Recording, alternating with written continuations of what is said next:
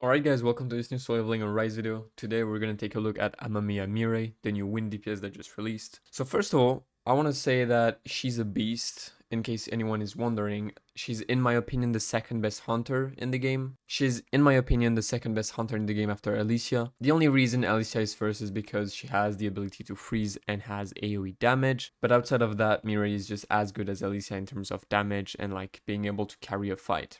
I've tried both on hard Vulcan without any blessings and they both did incredibly well. Alright, so let's take a look at her kit. So first, basic attack, nothing crazy. Core attack, same thing, just damage. First skill, big damage and fills the power gauge by 15%. Very good to get her ult faster. Second skill, big damage again, no real effects. Then we get to the support skill, and one thing you can already tell is the damage multiplier is insane. 4000% is insane for support skill. It's pretty much the percentage of some hunters' ults. So you have that as a support for your Jinwoo.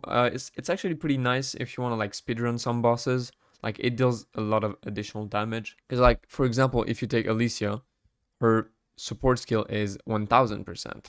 Suhyun, for example, another DPS, 1500. And like I said, if you check the ults of some hunters, you can see Suhyun's ult 3000, Alicia's ult 4000, right? So it's almost as much as Alicia's ult, it's better than Suhyun's ult, and it's just a support skill. So it's pretty cool. And then we get to the QT, the damage is decent, and then when the skill hits, the user recovers 10% of their MP. So pretty cool. And then we get to the exciting part, the ult. So it deals pretty low damage, but that's because when she uses it, the skill applies the possessed effect. And pretty much what it does is she transforms. You must have seen it, right? She just transforms into like a black-haired woman with a mask, right? She puts on the mask and then becomes Batman. I'm sorry. As I was saying, the user uses the skill, gets the possessed effect, and then it also removes all the debuffs on their team members. So for example, it removes the flames on Vulcan, and then when the user tags out or they have 10% or less of their MP, it removes the possessed effect. So if you're too low on MP, it's going to remove the ult, and if you tag out, it's going to remove the ult too.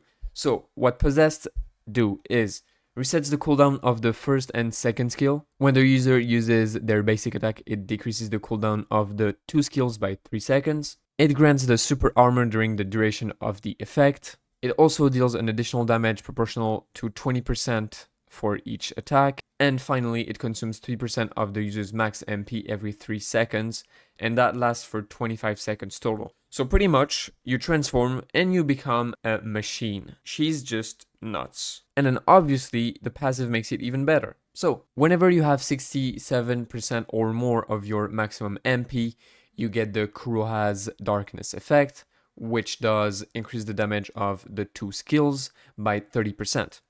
So, pretty simple. You have a lot of MP, you get 30% more damage. Also, it increases the user's attack by 4% for every additional 150 MP, up to 40%. So pretty much you have your base MP that is 1000, and then for every 150 MP above that you get, so from gear or from gems, you get an extra 4% attack. So if you have, let's say, 2500 MP total, you get 40% more attack. This is how it works. So obviously we'll get to gear afterwards, but you kind of want some MP. And then we get to the dupes, and I will have to say she's really dupes reliant, at least for the first, second, and third one.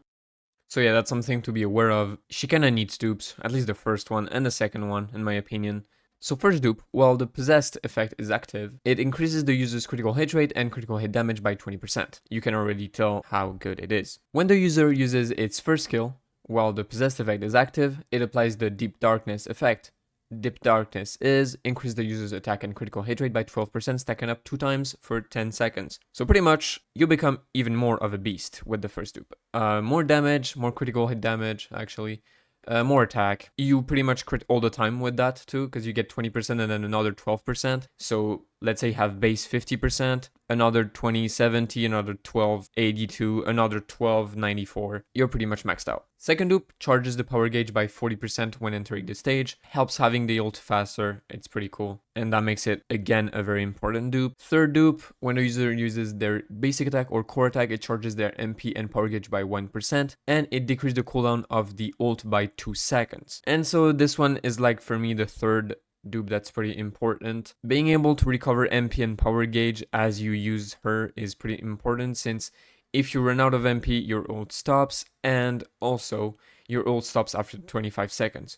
So what you want pretty much is spam her skills enough and like her basic attacks to, once the ult wears off, you can just apply it again and again and again and again. That's pretty much how I use it. Fourth dupe, increase Mirei's win damage by 10% for every win team member in the party, stacking up to 3 times. So she gets 10% by herself because she counts as a win team member. So that's one. And then if you use, let's say, Jinchul with her, because Jinchul is very good now, well, that's another 10%. And if you use Dongsu, you're not going to use Dongsu, but that's another 10%. We have leaks of Han Semi being a wind support, so that would be the third one probably. It increases her damage by a lot, so it's cool to have that. And then finally, the fifth dupe, while possessed, the user gains Raven's Confession effect. It pretty much increases the damage of both skills by 80%. And if you remember, Kuro has Darkness, you get 30% of damage increase.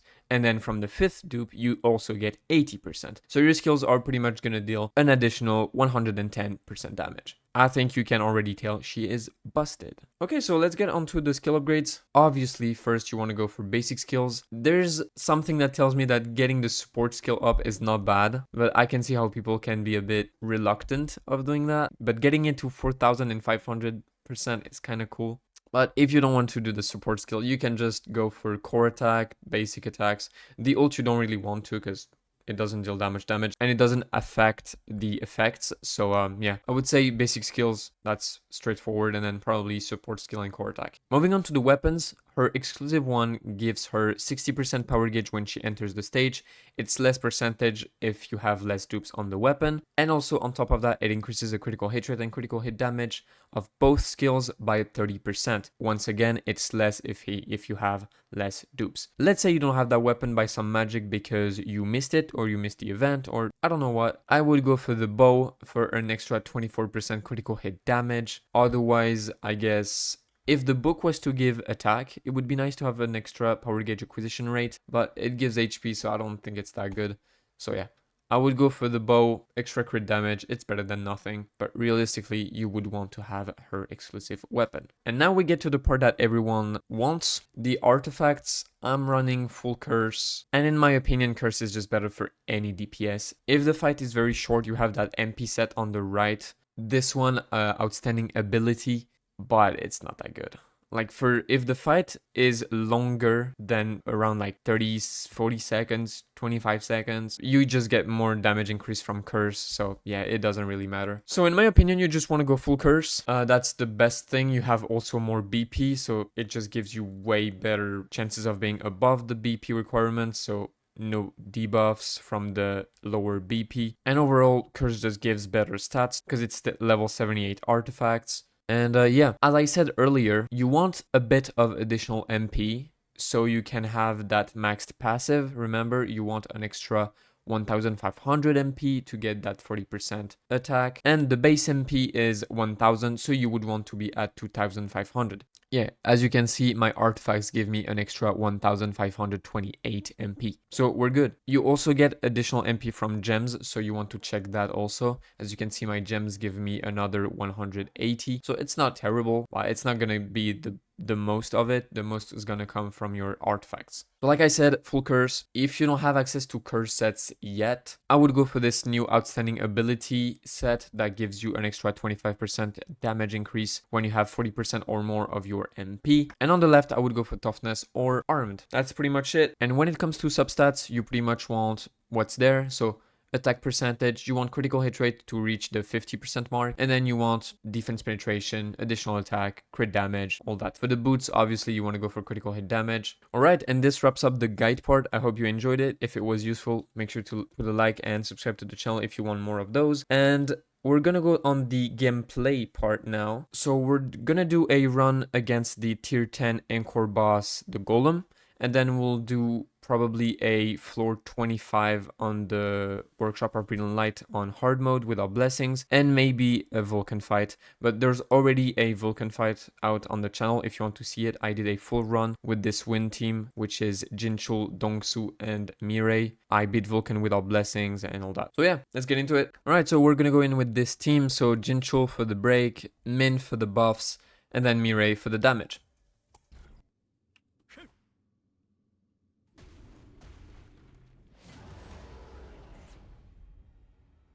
So here, pretty straightforward. I've had a video on the channel already about this fight, but you're just gonna break the boss and then we're gonna see the damage right after. So obviously mine is maxed out, my whole team is maxed out, so the damage are gonna be way better than what you could get if you don't have everything maxed out, but you'll get an idea.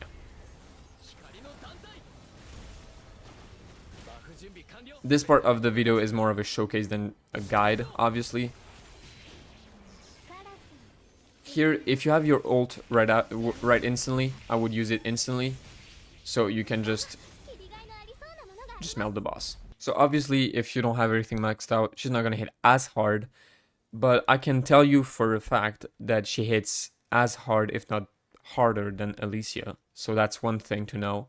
But yeah, there's one thing I want to emphasize on is whenever you have your ult, you should use it.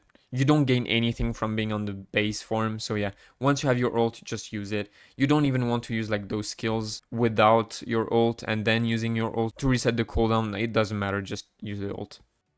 Alright, and then we get to the floor 25 of the Vulcan hard mode. 650 BP requirement. I think it was nerfed though. The run that is on YouTube though is on the unnerfed one. So if you want to check that instead, you can. But it's pretty straightforward. You just break each boss and then full send with Mirei.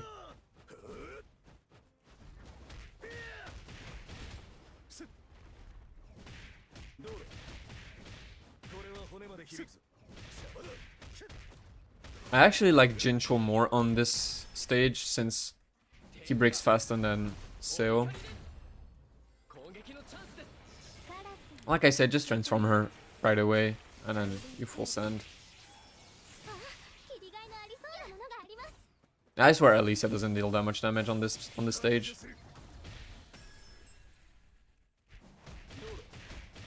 Like I like them better than the water team for this stage at least, even for Vulcan actually.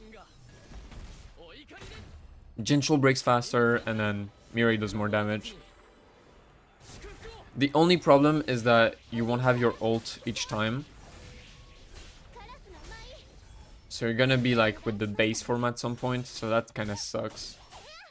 But you get your ult back pretty quickly. So it's fine, it's fine.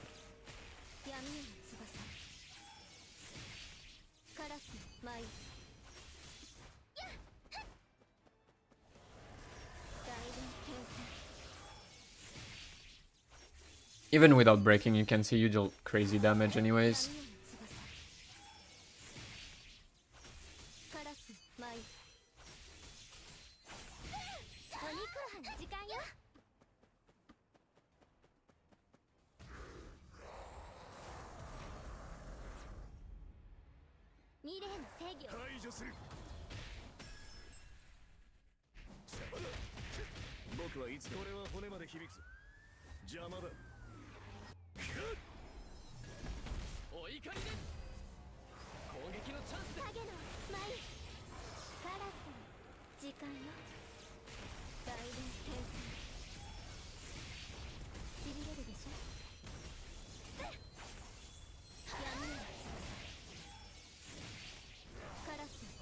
And yeah, there you go. That's pretty much it. She's pretty straightforward to use. There's no tricks. You just transform, deal damage. spam your basic attacks, deal damage again, and you shred the boss. I hope you guys enjoyed the video. I'll see you guys tomorrow for maybe a blessing guide, I'm not sure, or maybe a Vulcan run with only SR weapons on the hard mode without blessings, obviously. So I'll see you guys tomorrow. I hope you guys enjoyed the video. Like and subscribe if you did. See ya.